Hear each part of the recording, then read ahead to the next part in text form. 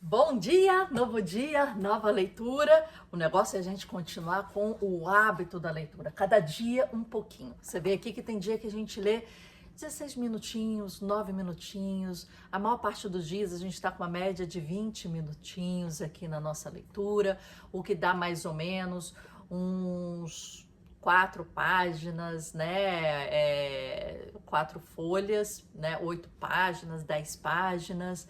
E a gente foi assim aos pouquinhos. Esse é o nosso vídeo de número 36, se eu não me engano.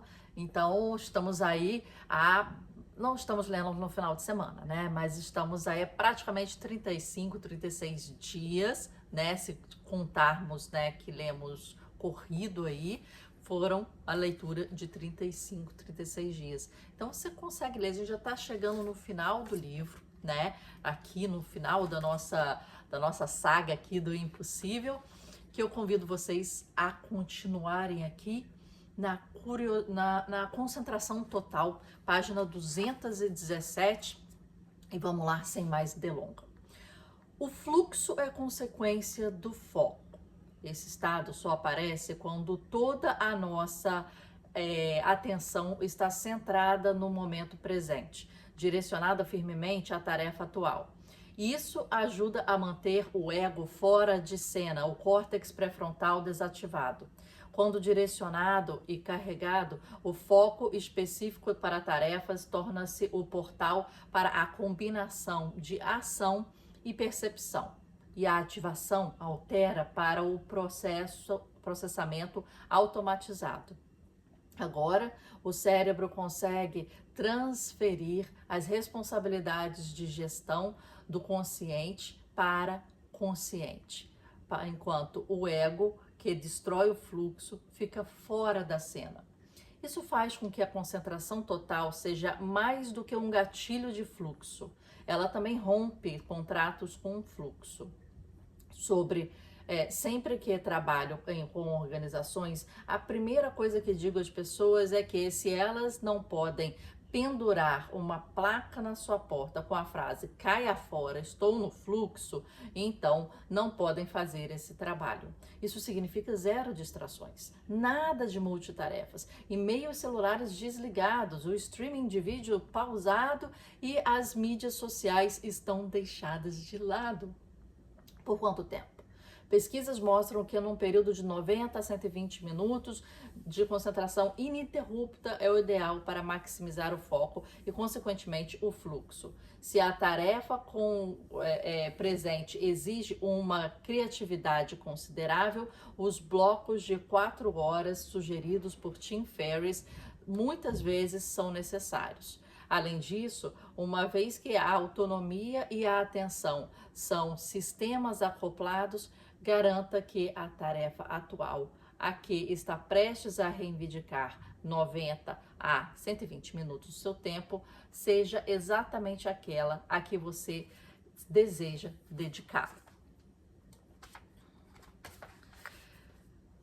Se não for, procure uma motivação melhor. Encontre algo na tarefa que se alinhe com a sua curiosidade, paixão e propósito. Sempre esse trio, né? Encontre algo nela que o ajude a progredir em sua arte de caminhar rumo ao conhecimento profundo. É uma forma de enquadramento cognitivo que pode aumentar consideravelmente o fluxo. Por isso, converse antecipadamente com as pessoas. Blocos intensos de concentração ininterrupta tendem a ser difíceis de considerar no mundo real. Diga ao seu chefe, colegas de trabalho, cônjuges, filhos, o que exatamente você está fazendo e por quê. O que no início pode parecer perda de tempo acaba se tornando um poupa-tempo no fim. Uma vez que o aumento da produtividade e o desempenho que o fluxo produz começa a surgir com regularidade. Você conseguirá fazer muito mais coisas em muito menos tempo e ter mais de si para oferecer a seus chefes, colegas de trabalho, cônjuges e filhos. Isso é uma coisa muito interessante, aqui tocou nesse ponto. Estava conversando com uns amigos ontem, que hoje em dia a gente se hiperestimula, Quer dizer, eu estava até comentando, situação, né, minha, que enquanto eu pinto, eu não gosto de ouvir música que me deixa num fluxo de um ritmo, vamos dizer assim, diferente, um ritmo até gestual diferente. Mas eu gosto de ouvir palestras, que parece que, né, trabalha com o outro lado do cérebro. Então, mas hoje em dia, eu tô aqui lembrando, tipo, eu tenho que estender roupa do varal, eu tenho que lavar roupa, eu tenho que lavar louça, eu tenho que arrumar a casa, eu tenho que não sei o que, eu tenho que até ir ao banheiro, né? Ações corriqueiras do dia a dia, eu me preparo para isso. Falo assim, qual podcast que eu vou ouvir? E fico ouvindo enquanto eu vou fazendo essas atividades. Quer dizer, nunca deixo a minha cabeça parar de pensar. Como não é música, né? Não é uma coisa assim leve, e são podcasts mais complexos, né, mais assim densos, vamos dizer assim, não é de fofoca, né? O meu cérebro está sempre estimulado, mas eu não tenho, nem quando vou caminhar na praia, por exemplo, estou ouvindo podcast de novo, eu não tenho um momento que eu estou sozinha com os meus pensamentos. E isso é importante, que eu venho pensando, né, ultimamente, né? Sozinha comigo mesmo, sozinha com os meus pensamentos, né? E me dá esse tempo para digerir o que eu estou vivendo, o que eu estou pensando, né? E isso é importante, a gente se desestimular, né? Tirar os estímulos nesse sentido, para se permitir pequenos momentos, 90 a não sei quantos minutos, focada em alguma coisa, ou focada no nada até, né? Nos pensamentos. Mas aqui quando ele falou pausado o podcast, pausado o streaming, né? Sem nada, sem nenhum estímulo, né? Beirando aí o tédio, né? E hoje tem vários livros que falam que como o tédio é muito importante para a criança, por exemplo. Que a gente tenta estimular a criança o tempo todo, mas às vezes ela ficar sozinha e brincando sem estímulos de tablet, de televisão, pode ser brincando com um pauzinho, com talheres, com um papel, né, com qualquer coisa, aquilo é importante. Levar a criança ao tédio em certas situações para que ela, com a criatividade, crie, né, brinquedos, brincadeiras, se autoestimule do jeito que ela pensa ou né, desenvolva certas outras habilidades. Vamos lá. Objetivos claros. Objetivos claros que dizem em que e quando colocar sua atenção. Se nossos objetivos são claros, o cérebro não precisa se preocupar com o que fazer ou o que fazer em seguida, ele já sabe. Portanto, o foco se estreita, a motivação aumenta, as informações externas são filtradas. Isso reduz a carga cognitiva e libera energia extra, que pode então ser redirecionada para a atenção. A ação e a percepção podem começar a se misturar e somos atraídos com uma profundidade ainda maior para o agora. E no agora não há passado ou futuro, há muito menos espaço para o ego, os intrusos irritantes que mais tendem a nos puxar para o depois. Isso também nos diz uma coisa importante sobre a ênfase. Ao pensar em objetivos claros, a maioria de nós tende a pular o adjetivo claros e pensar direto no substantivo objetivos.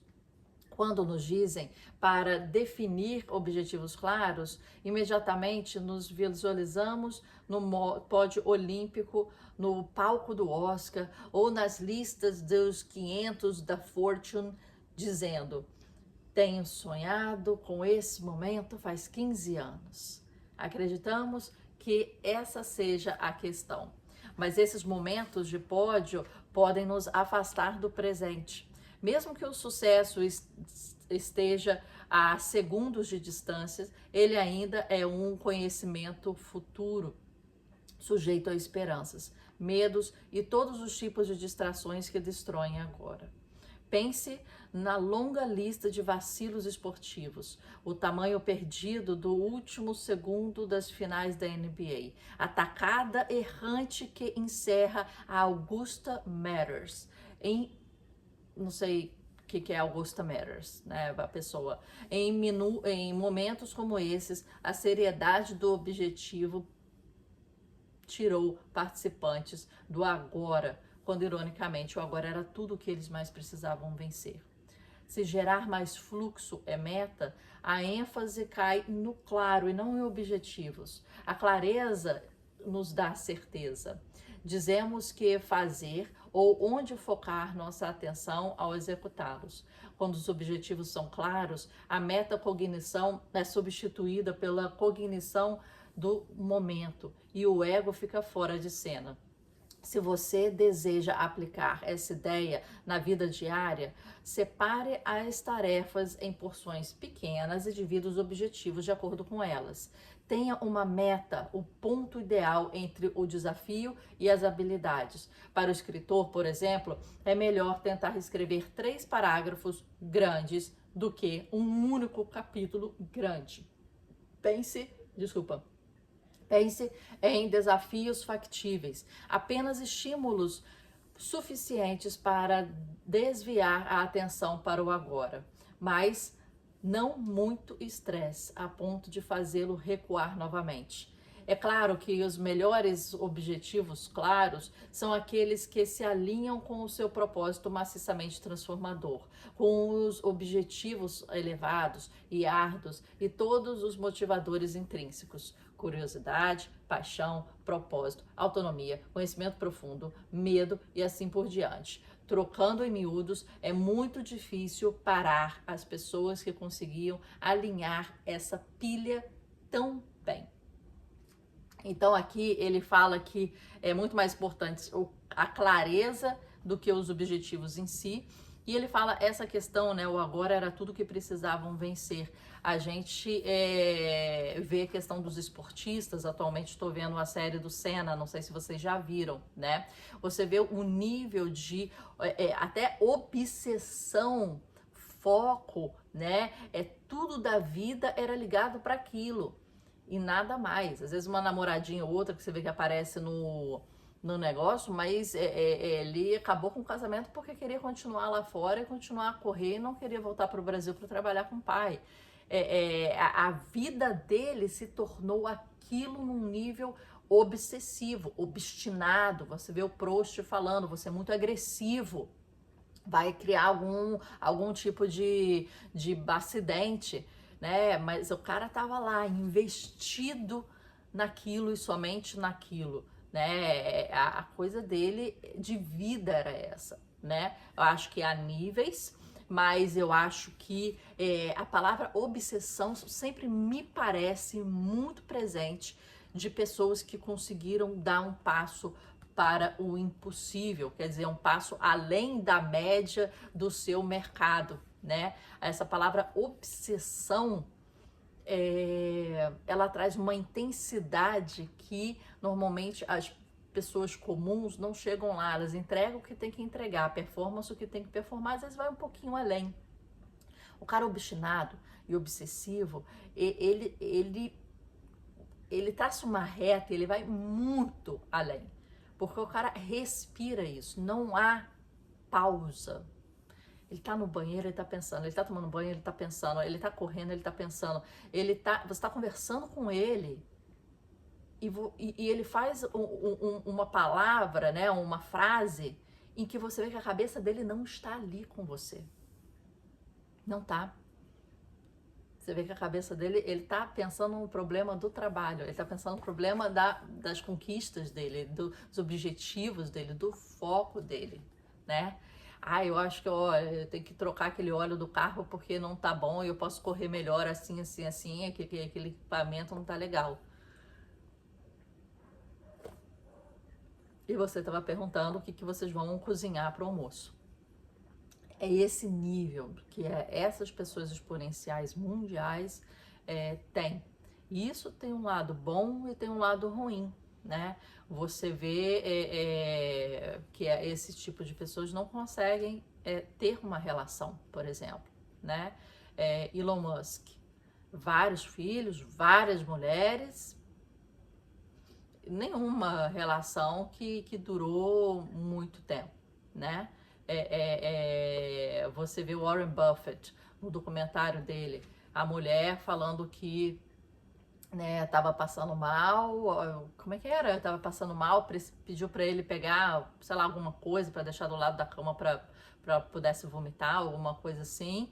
E ele tava tão absorto, como sempre tava nas coisas dele, não tava presente, que ele foi lá e pegou, tipo, sabe aquela panela, mas que escorre o arroz, né, que tem os furos, e chegou lá e colocou. Ela falou assim, como é que eu vou fazer isso aqui? Vai sair escorrendo o negócio todo. Aí ela foi reclamar com ele.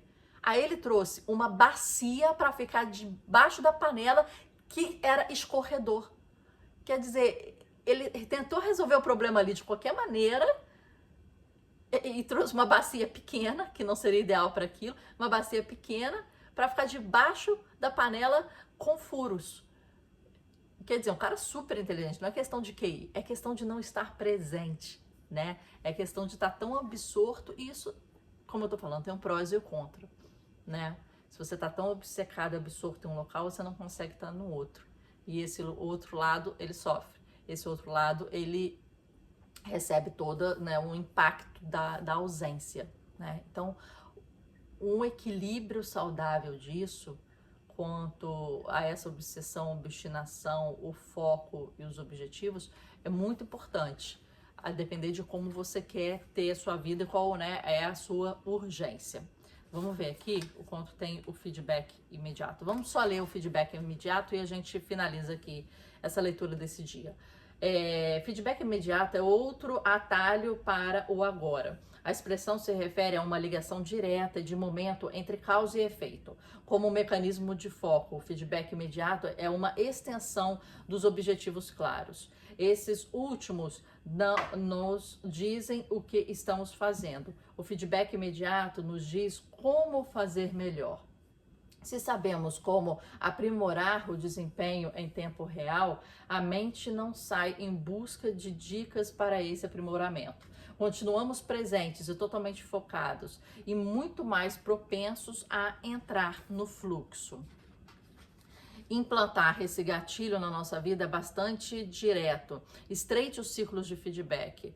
Coloque os mecanismos no lugar para que a atenção não precise devagar. Peça mais opiniões. Quanto? Bem, esqueça revisões trimestrais, considere revisões diárias. Estudos revelam que em profissões de ciclos de feedback menos diretos, análise de ações, psiquiatria, medicina, mesmo os melhores pioram com o tempo. Cirurgiões, ao contrário, são a única área da medicina que melhoram quanto mais longe ficam da faculdade de medicina.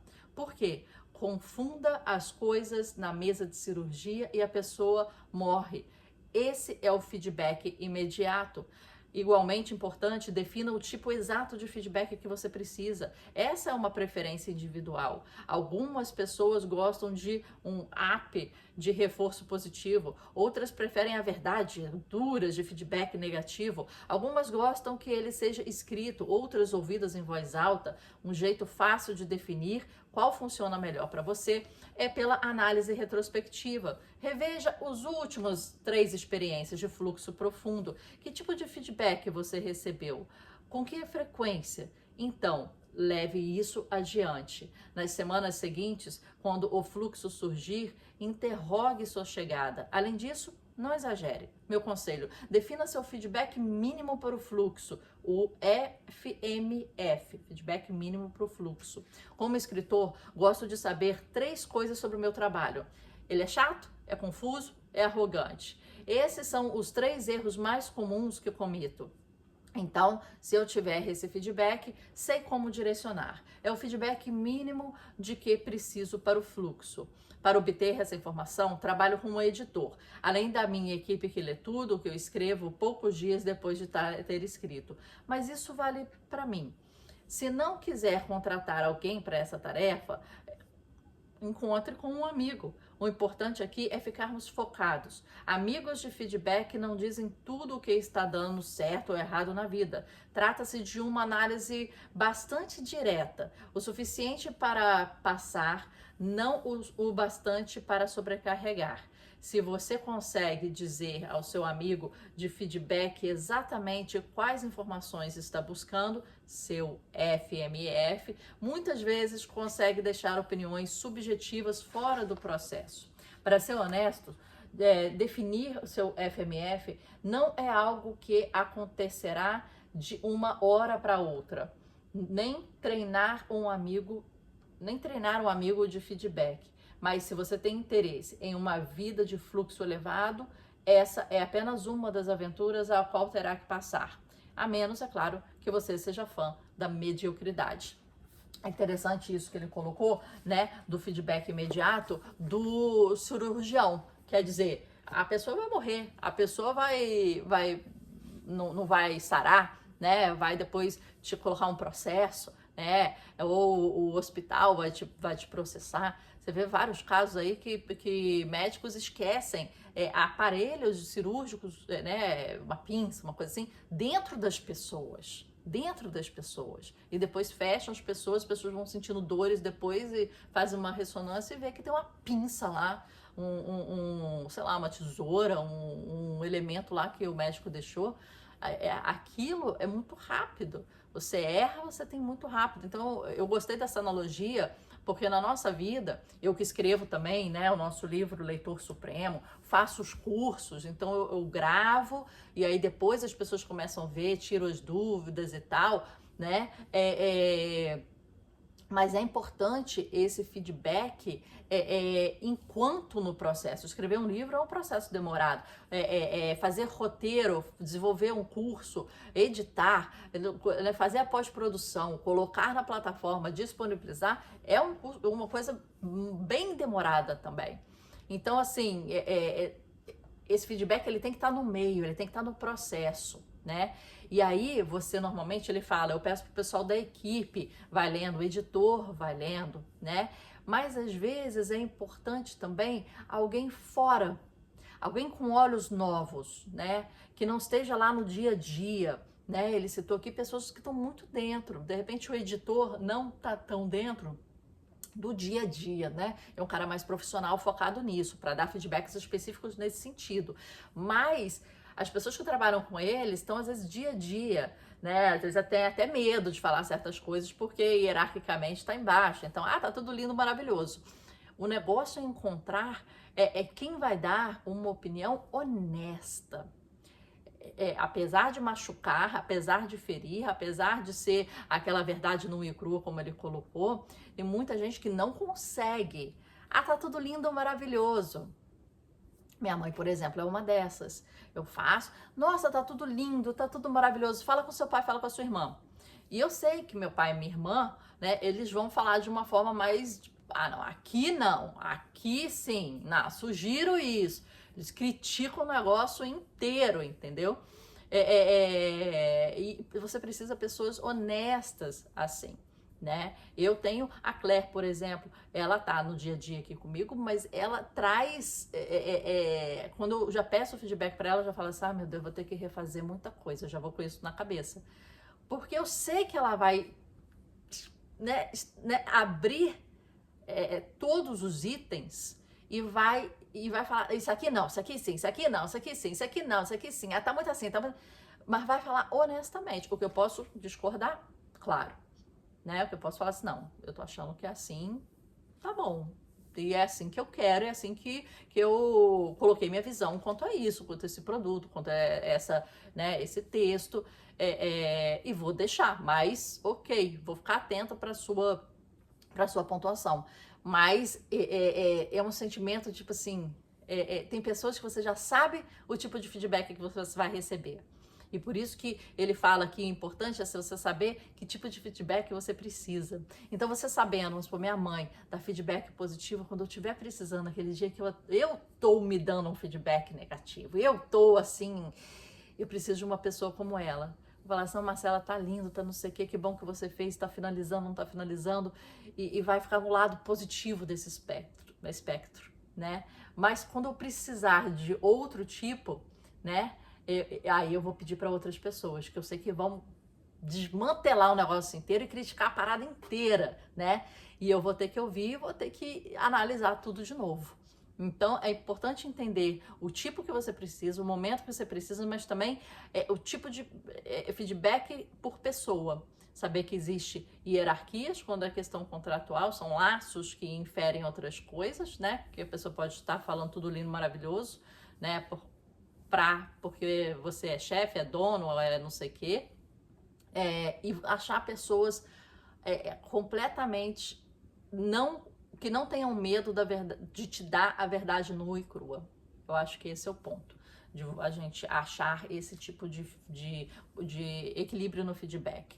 Ter algumas pessoas, né? Nesse caso, eu tenho 3, 4, 5, a depender do tema, né? Mas são pessoas completamente diferentes, em que a depender do momento, eu peço para uma, eu peço para outra, eu peço para outra, né? Então, esse pool de pessoas de feedback também é importante para isso. E o imediatismo também acho muito importante, mas difícil em certos casos, né? Aqui e cursos e coisas assim, às vezes a pessoa acaba só vendo ao final, ou ao final de muito já feito, né?